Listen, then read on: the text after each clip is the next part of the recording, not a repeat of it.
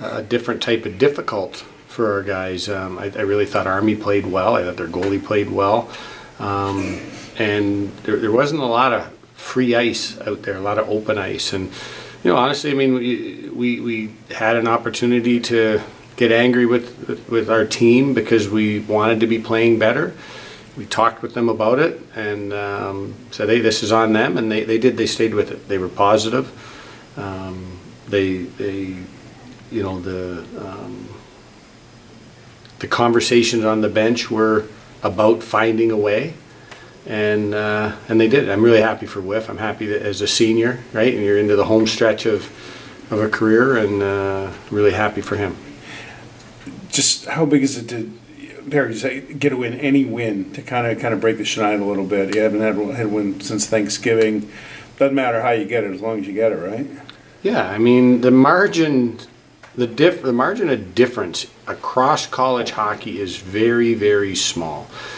Sometimes you play well and lose. Sometimes you play poorly and win. We just hadn't found those winning games yet, and I like our growth. We're not a perfect team, but I like the attitude and the effort and the willingness to try. And a win is a reward. A win is validation that, hey, we're doing the right things. Like I said, we have to measure the process so often, and a win is the easiest way for the outside people to look at it. And you know, to share one thing as well. I mean, today was a Parents' Day. We had our parents come in and do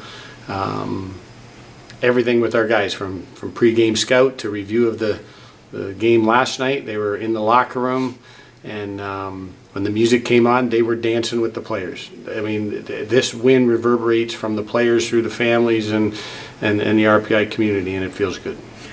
What was the mood on the bench, or what was the bench like in between the third period and going in overtime? You outshot them 4-0 in the overtime as well. Yeah, honestly, I mean, I had a quick conversation with Coach Weber, and I asked him what his overtime record was, what his feeling of his overtime record was in pro hockey.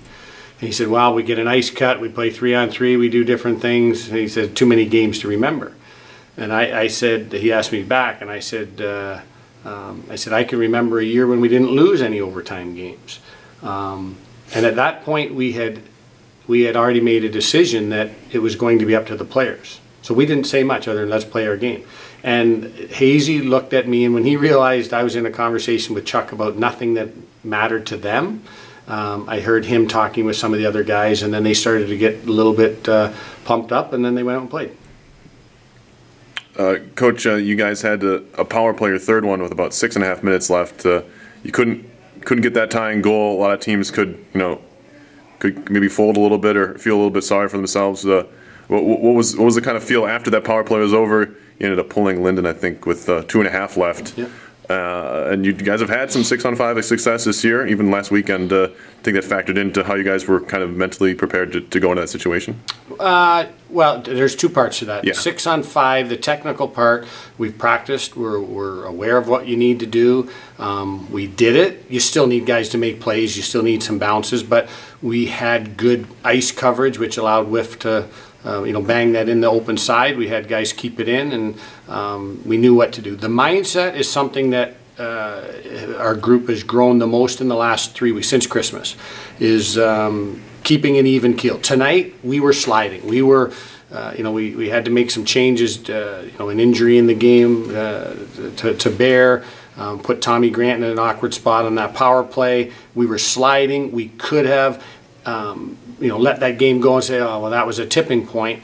But we had talked about not that exact situation, but one very similar to that, hey, this